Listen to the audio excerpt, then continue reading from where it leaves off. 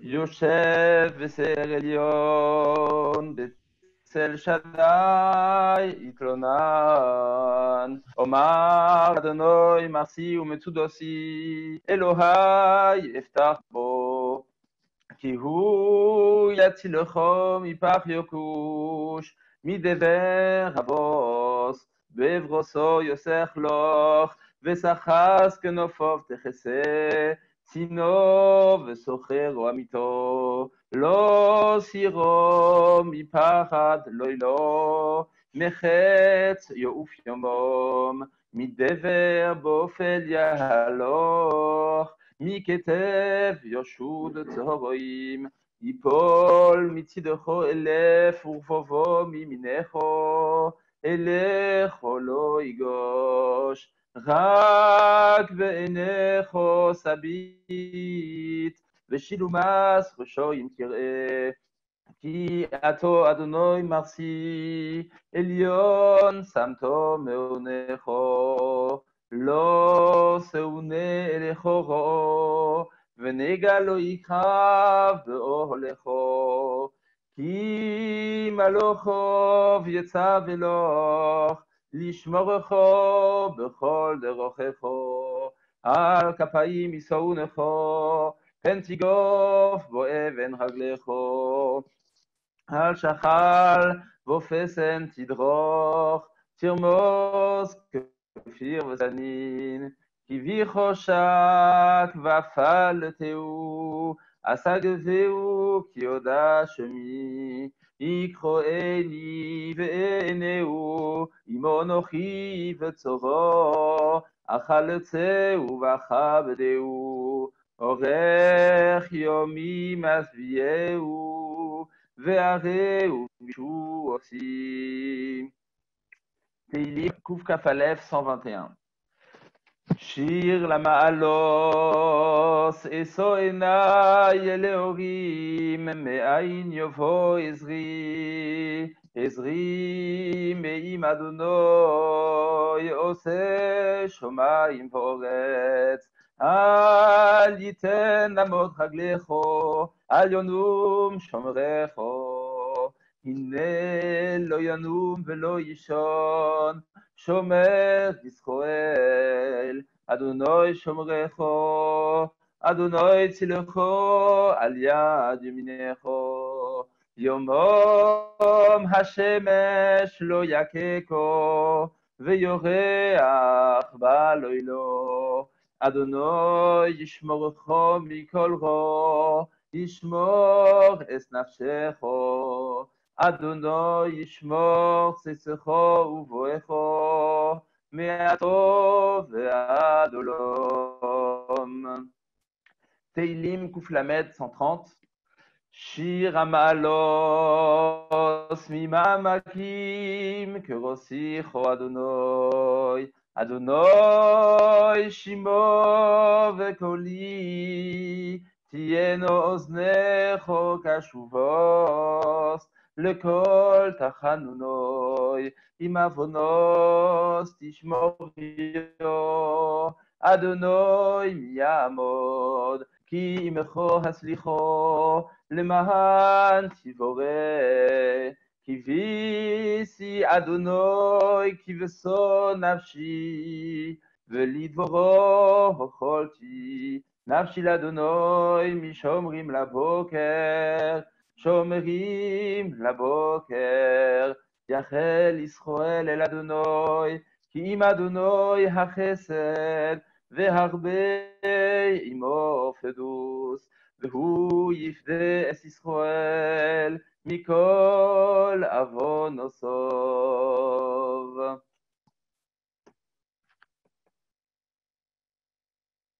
מי שברך אבותינו אברהם, יצחק ויעקב, משה ואהרון, דוד ושלמה, הוא יברך וירפא את החולים.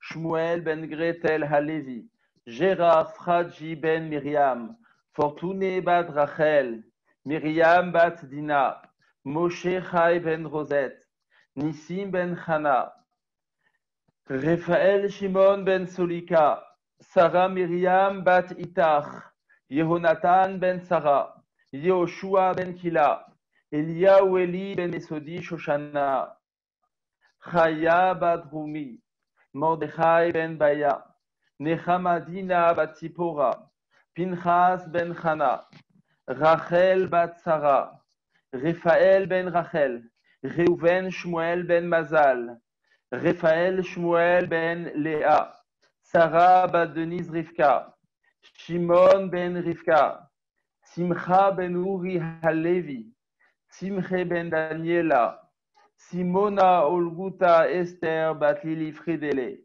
Yaakov Yitzchak Baruch ben Ali Saisha, Hakadosh Baruch Hu Yemale Rachamim Alehem, להחלימם ולרפאותם ולהחיותם ולהחזיקם וישלח להם מהרה רפואה שלמה לרמ"ח איבריהם ולשסה גידיהם בתור שאר חולי ישראל, רפואת הנפש ורפואת הגוף, השתה בעגלה ובזמן קריב ונאמר אמן.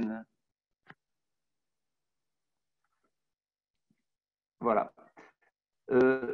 Alors, voilà, super. David? Ouais, Samy, je t'écoute. Ouais, David, j'arrive. Voilà, je te laisse la main pour l'instant, parce que j'ai du mal aujourd'hui. Il n'y a pas de souci. Voilà, si tu veux bien donner la parole à notre ami le rabbin Schwingard, il va nous présenter notre invité de marque aujourd'hui. Un instant. Voilà. Je suis rabbin Schwingard. Voilà, je ne sais pas si on a besoin de présenter beaucoup Monsieur Raoul Spieber, qui compte de nombreux amis à Strasbourg. C'est toujours un délice de l'entendre. Voilà, c'est quelqu'un qui nous marque toujours. Pour vous dire, il y a quelques années, il a quitté Strasbourg. Il est maintenant à Chemdat Adarom. Et Raoul s'occupe de jeunes filles. Et puis, il travaille avec son beau-frère qu'on a accueilli sur les mêmes ondes, le Rav Eli Kling. Je dirais peut-être une chose à propos de Raoul. Et c'est chaque année dans la Sidra de Kitetse, tu le sais très bien, Raoul, on a souvent un échange. Raoul m'a fait remarquer, m'a illuminé un Rashi très très connu, où vous savez très bien que pour nous juifs, on enterre quand Khalila, on a quelqu'un qui disparaît le plus rapidement possible. Et dans la Torah, cela, on l'apprend de la personne qui est condamnée à mort. À partir du moment où elle est condamnée à mort et que son corps est exposé, très rapidement, avant la nuit, il y a une mitzvah de le prendre et de le faire reposer. Et Raoul m'a toujours fait remarquer le Rashi qui explique la chose, pourquoi est-ce que cette personne doit être mise en terre. Et le Rashi que j'ai dans les yeux nous dit, parce que c'est un affront qui est fait au roi.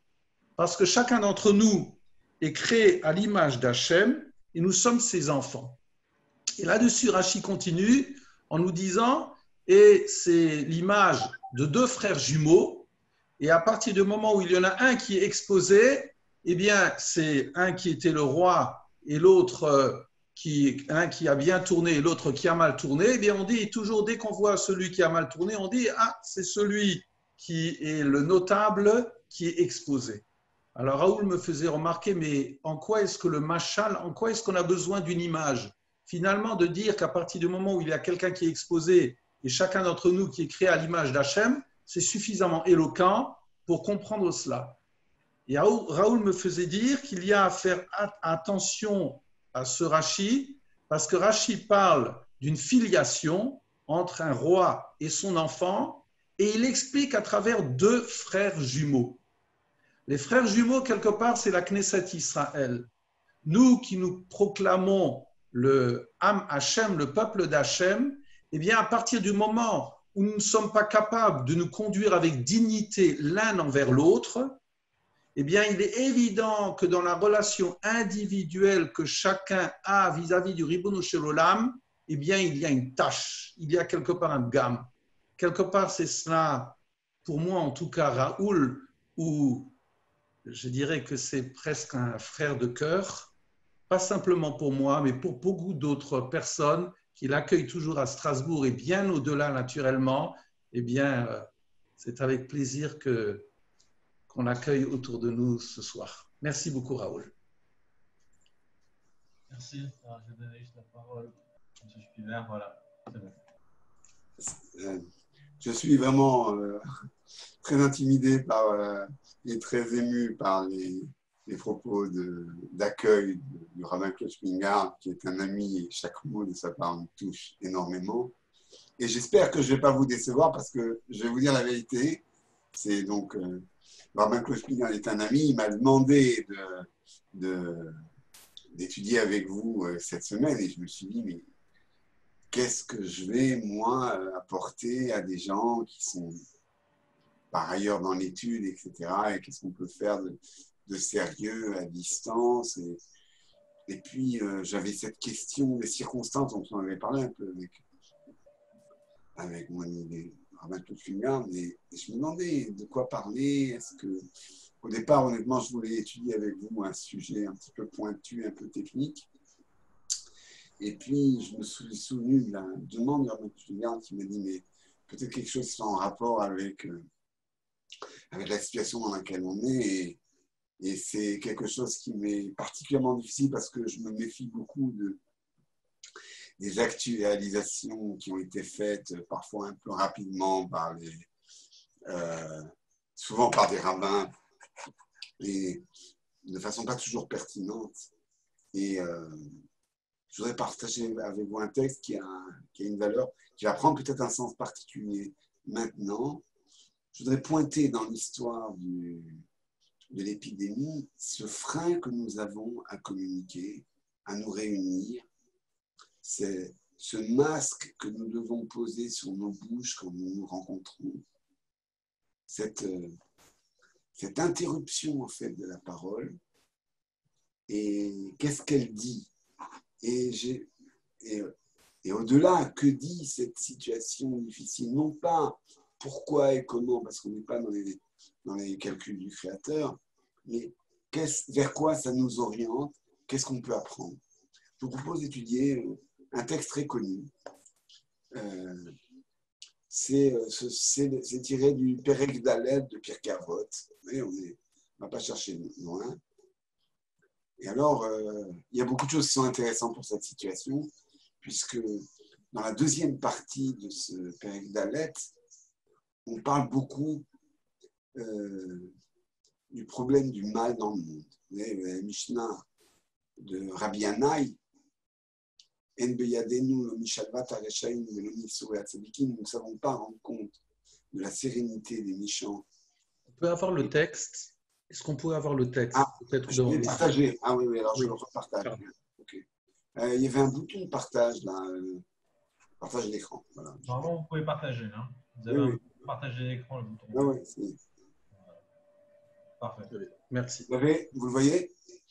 Tout à fait. C'est bon, c'est parfait. Alors, on va commencer. Je vais juste montrer rapidement, je ne vais pas insister là-dessus, mais montrer rapidement que le contexte de ces Mishnayot, des Tanaïm de ces Mishnayot, est préoccupé par la question du mal dans le monde.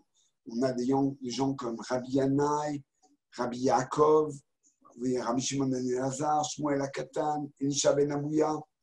Tous ces gens-là sont contemporains des persécutions en fait liées aux persécutions d'Adrien. Donc c'est l'époque des Harugé Malchut, c'est l'époque où l'Empire romain exerce sa cruauté sur le peuple juif et où on se pose des questions de la présence de la Hashgacha, de qu'est-ce que ça veut dire la présence comme ça. Il y a toutes sortes de questions.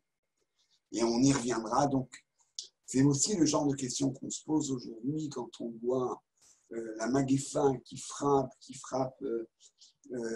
des gens bien, des Anshe Tzibur. On sait que ce sont les gens qui sont proches des communautés, ce sont les gens qui sont proches des gens, des collectivités. Pour prendre un exemple, pas seulement juifs, ça a été dans les hôpitaux, les gens qui sont en première ligne, c'est tous les gens qui sont proches des autres, qui s'investissent dans le lien social, qui sont le plus exposés. On pourrait dire que ce n'est pas très juste. Et donc, on a la question là. On peut avoir cette question de savoir comment la Hashgacha se manifeste dans une situation d'épidémie, de tragédie. Et c'est des questions qui sont en amont et qui nous renvoient à nos questions à nous. Mais je voudrais me centrer sur la Mishnah que j'ai signalée en caractère gras. La Mishnah Yutret. Rabbi Shimon ben Elazar Omer, Rabbi Shimon ben Elazar disait, Alteratse et travercha beshat kaso. Ne cherche pas à consoler l'autre quand il est en colère. Ve'al tenachamenu besha shebetomut alefanav. Il ne le console pas, c'est encore un autre concept, besha shebetomut alefanav, quand le mort, le proche qui est décédé est devant lui. Mais al tishallo beshatnino, il ne lui pose pas de questions quand il formule un vœu, un éder, un engagement. Mais al tishtadel liroto bishat kalkalto. Il ne cherche pas à l'observer quand il est dans la chute, dans la défaite, dans la faute souvent. Alors, à première vue, cette Mishnah, elle collectionne des éléments hétérogènes. Mais on voit bien le thème récurrent, le hal. Ne fais pas ci, ne fais pas ci, ne fais pas ci, ne fais pas ça. Puis on comprend rapidement, hein, ne cherche pas à consoler quelqu'un quand il est en colère. Bon, ça paraît de la sagesse. Bon, il est en colère, il ne va pas t'écouter, attends un peu plus. Ne cherche pas à le consoler quand il est dans la peine. Attends pas, ne lui parle pas au moment où il est en pleine douleur. Ne lui pose pas des questions au moment où il est en train de faire un éder, ne fait pas l'empêcher de faire ce qu'il a envie de faire. Et puis, ne cherche pas à le voir quand il est dans la chute. On va dire que ça a l'air d'être du bon sens. On se demande vraiment si on a besoin d'une Mishnah de Pirkei Avot, de Tanaïm pour nous apprendre des trucs comme ça. Et en m'interrogeant sur cette Mishnah,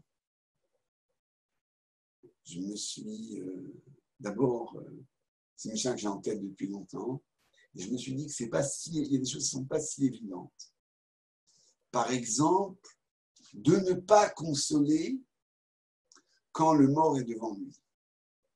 Je peux vous dire que là, je ne vise personne à Strasbourg, mais j'ai eu l'occasion d'être très très souvent présent à des enterrements. Et il y a des fois des gens, et souvent des enseignants ou des rabbins, qui veulent absolument consoler, justifier, expliquer à des moments qui ne sont pas appropriés. Et quand on est de l'extérieur et qu'on voit la scène de la personne dans l'affliction, dans la douleur, dans des douleurs aiguës, et qu'on voit quelqu'un qui apporte des explications, des justifications qui vont heurter celui qui est dans la peine, on se demande pourquoi. Pourquoi il insiste? Il ne voit pas que ce n'est pas le moment. Et en fait, il y a quelque chose qui fait qu'on a du mal à se retenir. On a du mal à se retenir parce que on croit parfois devoir défendre la Hashgacha, la présence divine, la Shrina, en expliquant à la personne qui est dans la souffrance que c'est juste et c'est bien et c'est pour le bien et ça aurait pu être pire. Et que c'est déjà pas mal comme ça et que, comme disent les gens maladroits, quoi, il est mort à 60 ans, mais il y en a, vous savez, il y en a qui meurent beaucoup plus tôt. Toutes les choses qui sont là parce qu'on s'empresse de dire quelque chose, parce qu'on considère que cette colère qu'a la personne qui est dans le deuil et la souffrance est quelque chose qui est offensant pour le Créateur, pour la Hashgacha, pour la providence divine. Et alors là, on commet une blessure, on inflige véritablement quelque chose de douloureux à la personne qui est dans la douleur. Et là, le Tana nous dit, ne le fais pas. Sache attendre. Sache supporter la colère que peut avoir, la souffrance que peut avoir quelqu'un, le scandale que peut crier quelqu'un quand il est dans la peine, par exemple d'un disparu qui lui est proche. Sache le supporter. Et on pourrait se demander finalement pourquoi. Puisque si ce que j'ai à dire n'est pas bon, ben, il ne faut jamais le dire. Et si ce que j'ai à dire est bon, alors pourquoi ne pas le dire maintenant, puisque l'autre est en colère maintenant, alors je lui dis ce que j'ai à dire. On ne nous dit pas qu'il ne faut jamais lui parler. On ne dit pas maintenant. Alors, je me suis beaucoup demandé, ou bien on dit qu'il ne faut pas du tout en parler, ou bien s'il faut en parler, pourquoi pas maintenant? On dit parce que ce n'est pas très approprié.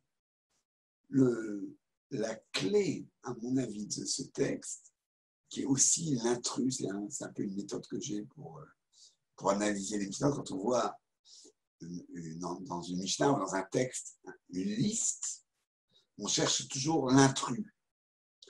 Si je vous pose la question, je ne sais pas si on peut ouvrir le micro, et si je vous demande quel est l'intrus dans ces enseignements, dans ces plusieurs enseignements de Rabbi Shimon ben Elazar, ne pas le calmer quand il est en colère, ne pas le consoler quand il est dans la douleur, ne pas l'interroger quand il fait un vœu, ne pas chercher à le voir quand il est dans la peine, dans la chute. Qu'est-ce qui est l'intrus pour vous là-dedans? Alors, c'est difficile, je crois que vous ne pouvez pas répondre.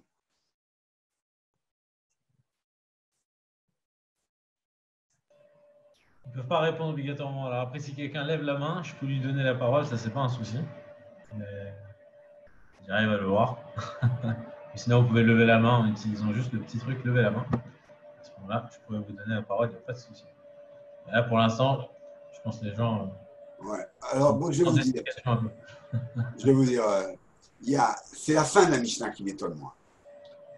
Il y a deux choses qui m'étonnent. Altishallo bechatino. Les gens disent le vœu. Oui, très bien. C'est ça. Voilà. C'est ça qui est bizarre. Autant l'histoire de la colère, du bonhomme en colère ou du bonhomme en deuil, on a affaire à de la douleur. Mais le bonhomme, il veut faire un éder, alors tu ne lui poses pas de questions. Qu'est-ce que ça a à voir? Et c'est, à mon avis, la clé. Les sages nous expliquent la chose suivante. Le gars qui veut faire un éder, disons, qui veut faire un vœu, il veut s'empêcher de faire quelque chose qui n'est pas interdit, mais qui lui fait du mal. Je ne sais pas moi, il fait un régime et à partir de maintenant, il s'interdit de manger des pizzas et des glaces. Il va faire ce éder et son copain, qui le connaît bien, il sait qu'il est en train de faire un éder qui ne tiendra pas. Alors il a envie de l'empêcher. Il lui dit, mais écoute, tu peux essayer de te priver, mais ne t'interdis pas vraiment cette pizza, parce que tu sais, dans 3 semaines, il y a un rendez-vous avec les copains, on va manger des pizzas, tu vas être très embêté. Et tu sais qu'à telle occasion, on est, je ne sais pas moi, à la piscine ou à la mer, et il y a un marchand de glace, et c'est bien agréable de se rafraîchir avec une glace à ce moment-là. Ne t'interdis pas. Le maître explique qu'à ce moment-là, s'il lui dit ça, l'autre ne s'arrêtera pas parce qu'il est dans un processus où il veut placer un éder, placer un vœu qui l'empêche de faire des choses qui sont mauvaises pour lui. Donc il va le faire de toute façon. Mais comme tu lui auras parlé avant, quand il voudra enlever ce néder, enlever ce vœu en allant voir un sage qui cherche ce qu'on appelle un pétard, qui cherche ce qu'on appelle une ouverture, une situation à laquelle on n'a pas pensé au moment du vœu, il ne pourra pas la trouver parce que à cause de tes questions, tu l'auras obligé à envisager toutes les situations difficiles pour le vœu, et quand le sage va lui dire, va chercher une situation à laquelle il n'a pas pensé, il va lui dire honnêtement, j'y ai pensé puisque un tel m'a posé la question à ce moment-là. Et donc, le bon ami qui veut rendre service et qui veut empêcher l'autre de faire le neder, et qui ne l'empêchera pas, va rendre ce neder éternel. Parce qu'il aura enlevé par ces questions toutes les possibilités d'en sortir. Eh bien, vous voyez, vous avez suivi le raisonnement. Pour enlever un vœu, il faut trouver ce qu'on appelle un pétard. C'est-à-dire une situation à laquelle je n'ai pas pensé. Alors, si au moment du neder, je n'avais pensé à rien, j'ai formulé mon vœu, je m'interdis les glaces, et je n'ai pas pensé que dans quelques mois, je serai à la plage, j'aurai envie d'une glace, et tout le monde en aura, il n'y aura que ça, et moi je serai embêté, je n'y ai pas pensé. Le sage peut dire, tu n'avais pas pensé à cette situation, grâce à cette situation à laquelle tu n'avais pas pensé, je peux t'annuler le neder. J'ai trouvé un pétard. Mais si le bon copain, au moment où j'ai formulé le vœu, il me fait penser à toutes ces situations, il empêche le sage, il rend impossible la recherche d'une situation à laquelle on n'a pas pensé. Il lui ferme la porte. Il rend le neder éternel. Eh bien, cet exemple qui est effectivement l'intrus dans le texte est à mon avis une clé pour expliquer les exemples précédents. Qu'est-ce qui se passe quand tu cherches à calmer quelqu'un qui est en pleine colère? C'est que tu utilises des arguments qui sont vrais, qui pourraient le toucher, qui pourraient le calmer, qui pourraient lui permettre de se réconcilier avec celui avec lequel il s'est disputé. Mais comme tu les énonces au moment où il est en colère, et à ce moment-là, il ne se calmera pas, tu ne pourras plus représenter cet argument. Il aura été grillé. De la même façon, tu cherches à consoler quelqu'un au moment où il est inconsolable. Tu dis des propos qui pourraient l'apaiser. Mais comme ils sont dits à un moment où il est en pleine douleur, il entend tes propos comme du déni. C'est ça le problème des gens qui consolent à un moment non approprié. Ils sont entendus par celui qui est dans la souffrance comme quelqu'un qui vient d'évaluer la souffrance dans laquelle je suis. Et donc les propos qui pourraient être des propos d'apaisement sont entendus comme des offenses. Et à partir du moment où ils sont entendus comme des offenses, ils ne sont plus acceptables. Si quelqu'un dit, par exemple, je prends un exemple grossier, cette personne, elle est décédée maintenant dans telle et telle situation, c'est toujours douloureux, mais elle a pu vivre, elle a pu voir ses enfants, elle a pu apprendre que les petits-enfants sont mariés, elle est partie de shalom, son départ s'est fait sans douleur. Alors, voilà, il y a un certain nombre de choses qui peuvent apaiser. Mais quand ils sont dits au moment où on est dans la douleur de la séparation, la personne entend, tu es en train de me dire que ce n'est pas douloureux ce qui m'arrive. Tu es en train de me dire que je ne suis pas en train de souffrir. Donc à la limite, merci pour ton amitié. C'est pas... Et donc, premièrement, l'argument que tu voulais apporter pour l'apaiser, tu ne peux plus l'apporter. Et l'amitié que tu représentais, elle aussi, elle est liquidée. C'est-à-dire, ce n'est pas seulement les mots qui sont grillés, c'est la personne qui les porte. Elle se grille. Pareil pour celui qui veut apaiser celui qui est en colère.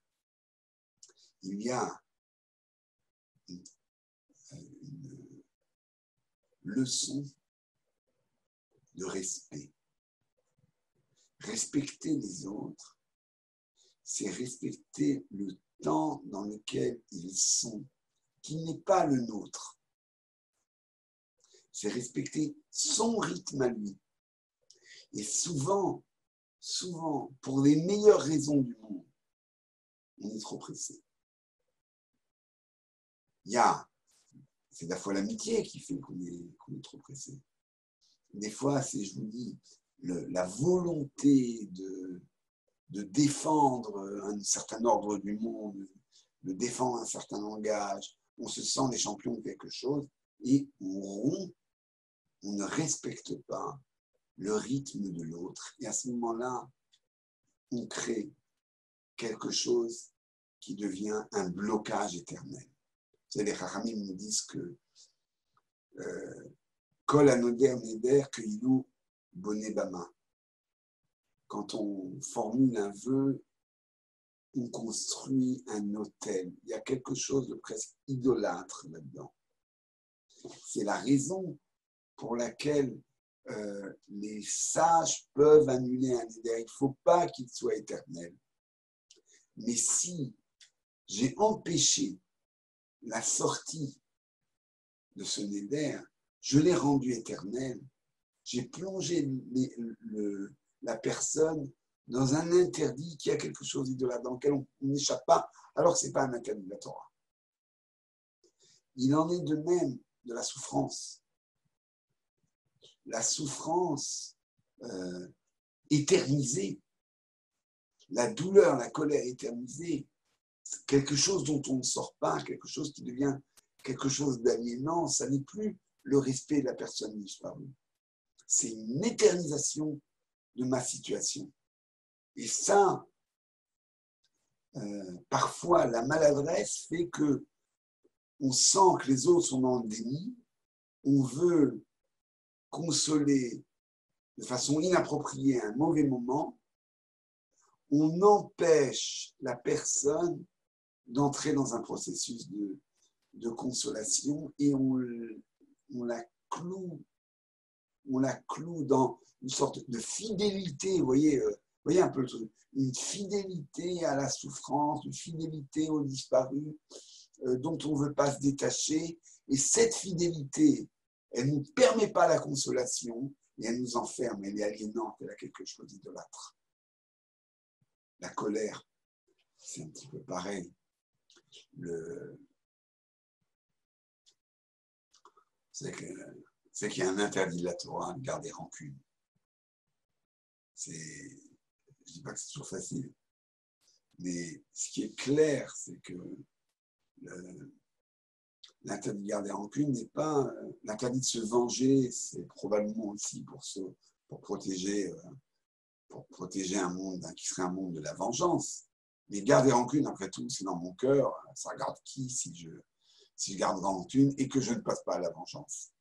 Ben, ça me regarde moi. C'est-à-dire que je suis en train de nouveau de me fossiliser, d'idolâtrer, de créer une sorte de cœur pétrifié dans laquelle l'offense que l'autre m'a fait, le sujet de la colère, devient quelque chose de plus en plus irréparable et inexcusable. Je vous raconterai une petite anecdote qui m'est arrivée, j'étais encore plus jeune que maintenant. Il y a vraiment très longtemps, j'ai étudié à l'Yeshiva d'étudiants à Strasbourg et mes parents invitaient messe. Et un jour, je reçois un coup de fil de gens de la communauté de Metz qui me demandent d'être présent à un enterrement. Et alors, c'était un mercredi, je prends le train, Strasbourg-Metz, je vais à l'enterrement, et on me demande de dire quelques mots, et je dis quelques mots. Et puis, je trouve qu'il n'y a pas grand monde. Et bon, je me retire, je dis les mots de circonstance, et je reprends mon train, je suis à Strasbourg de nouveau. Et puis pour Shabbat, il se trouve que c'était un Shabbat où j'étais avec mes parents à Metz. Et là, je priais à la Dassichon, la communauté polonaise, à bien. Et je vois une partie je vois la communauté. Et quand je vois la communauté, je vois, entre autres, la famille du disparu au grand complet.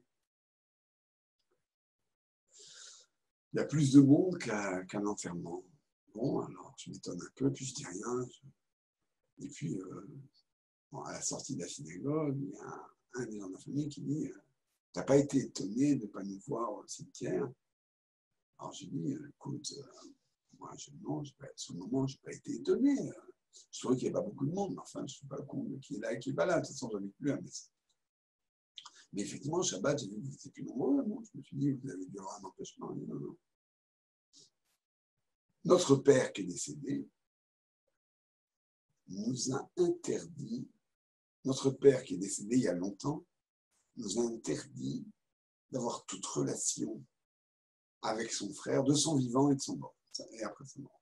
Et donc, depuis l'enterrement de notre père, il y a déjà quelques années, on ne se fréquente plus, on ne se parle plus, et même quand donc notre oncle est décédé, eh ben, on n'est pas allé au cimetière par fidélité pour notre père. Et alors, moi, il y a des histoires comme ça dans les familles. Bon, ça doit être une situation, un truc terrible, une dispute terrible. Et là, le gars, il m'a dit, ne me demande pas, je ne sais pas. Je ne sais pas sur quoi ils se sont disputés. Nous, par fidélité, on est fidèle à notre père et on respecte sa volonté. Mais vous voyez comment alors, je comprends les données du problème, le respect filial, la volonté du mort, tout ça. Mais surtout, comment une histoire s'éternise.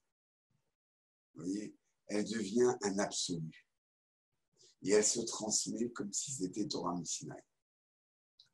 Eh bien, cette altération, elle est provoquée parfois, je ne dis pas que c'est toujours le cas, parfois par des circonstances et parfois par des tentatives non appropriées d'apaiser, qui sont vues par les personnes en question comme un déni, comme une dévaluation de la gravité de la situation.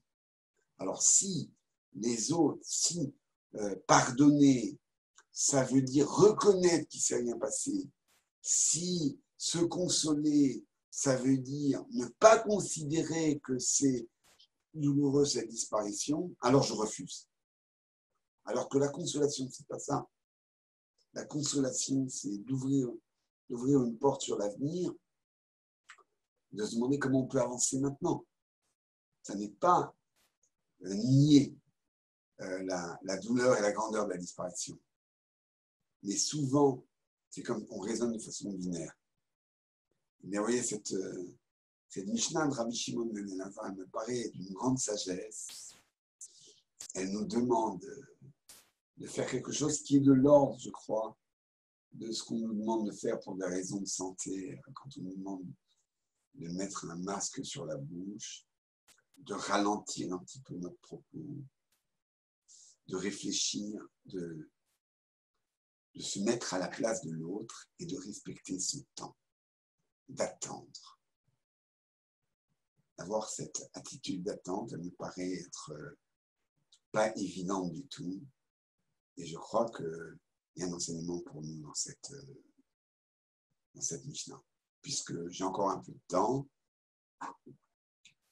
je voudrais vous parler de Rabbi Yaakov.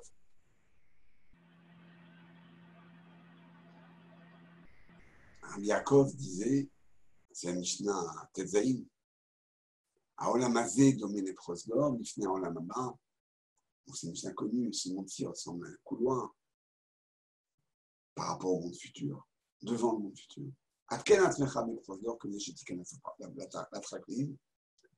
Prépare-toi dans le prosdor. Et comment se préparer dans le couloir? Ce couloir, c'est ce monde-ci.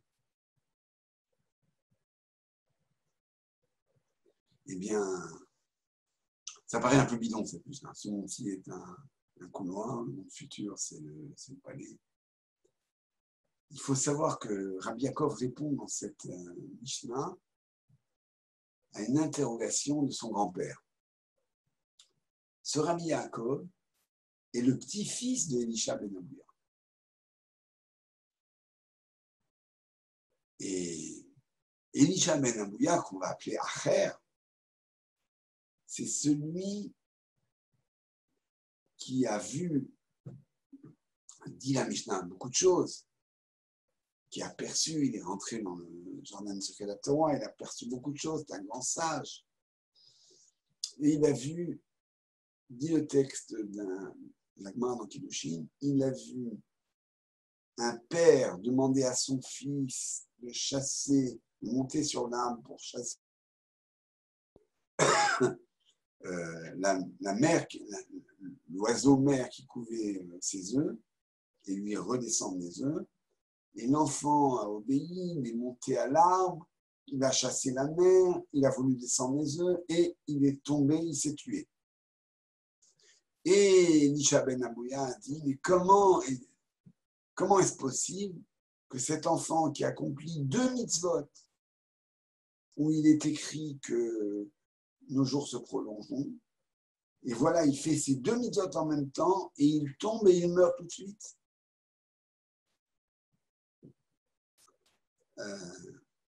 Dit le texte d'Agmara, Elisha ben Abouya, à partir de ce moment-là, qui était un grand Tana, c'était même à un moment donné le maître de Rabbi Meir, Balanès.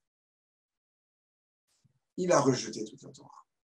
Il a dit, l'ed din veled dayan, il n'y a pas de jugement.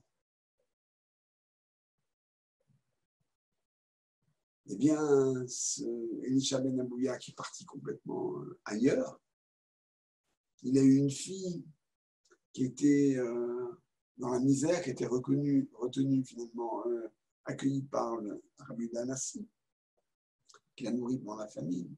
Elle a un fils qui s'appelle Rabbi Yaakov et qui dit, mais bien sûr, Ve'arachta yamim, tes jours s'allongeront. Ça ne veut pas dire que tu vas être garanti de vivre jusqu'à 120 ans, 140 ans, 100 ans. Tes jours s'allongeront. On parle d'une éternité.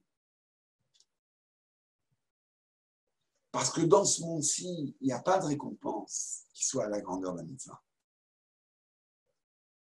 C'est dommage que mon grand-père n'ait pas eu cet enseignement. Alors, c'est un peu rigolo, quoi. C'est un peu l'humour. Rabbi Yaakov vient dire quelque chose d'important. Il vient dire que le travail dans ce monde-ci, c'est un travail dans lequel on est dans l'instant. Mais que cet instant nous donne accès à quelque chose d'éternel.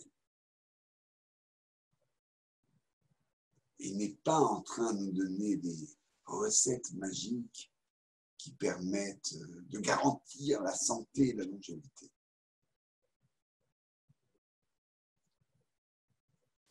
Mais ça suit la Mishnah précédente. On ne sait pas expliquer le bonheur des méchants, la souffrance des justes. On ne sait pas. On ne sait pas expliquer ça. Ce qu'on sait, et Rabbi Shimon et Rabbi Yaakov continuent. Waya Omer, il disait, il a fait sha'achad b'tshuva ou ma'asim tovim ma'odamazen kol chaya olam haba. Un instant de retour, de bonnes actions dans ce monde-ci vaut tous les bonheurs, vaut toutes les valeurs, toute l'élévation du monde futur. Maintenant, il y a fait sha'achat shel korat ruach ba'olam haba mikol chaya olam haba. Si tu parles de bonheur,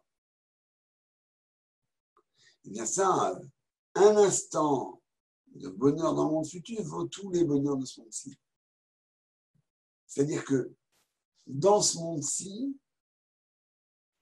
tu ne peux pas, tes mitzvot ne te donnent pas accès, ne t'offrent pas du bonheur. Il y a des mitzvot où il y a en même temps quelque chose qui se répare dans ce monde-ci et qui a un effet sur le monde futur. Mais essentiellement, le travail de la mitzvah, c'est de te faire acquérir l'éternité. Tu as une expérience de ce qui est éternel, mais tu n'as pas de recette, tu n'as pas de garantie sur le bonheur dans ce monde-ci. Maintenant, sache que ce monde-ci, c'est un prosdor. C'est-à-dire que si tu es dans ce monde-ci, tu vas être sollicité par toutes sortes d'interpellations qui te font oublier ces choses éternelles qui sont entre tes mains. Tu vas les oublier, tu peux les ignorer. Alors tu dois être capable de regarder à plus long terme. Et là, on retrouve cette idée de ne pas se perdre dans l'instant. Je reviens sur la Mishnah de Rabbi Shimon ben Elazar, parce que c'est toujours cette question de l'instant.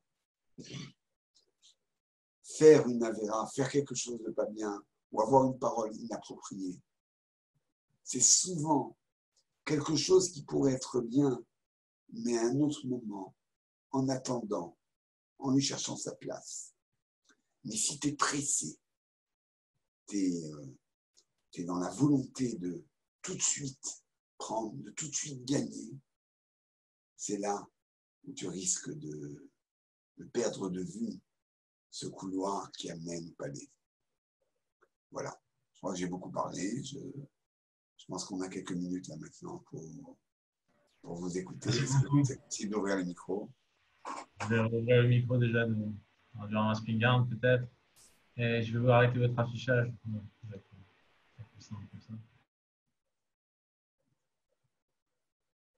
Si tu arrives à appuyer sur le bouton, il faut que tu appuies également toi. Non, Voilà. mais si j'ai bien compris la leçon de notre ami, il ne faut peut-être pas que je parle dans l'instant. Voilà. Je crois que j'ai pris pas mal d'instants. Je ne sais pas si quelqu'un souhaite parler ou poser une question. Voilà. Non, il y a peut-être d'autres questions. Voilà. D'autres personnes. Ouais. Je ne vois pas vraiment. Voilà. On a l'air plutôt content, il y a beaucoup de sourires. Merci beaucoup.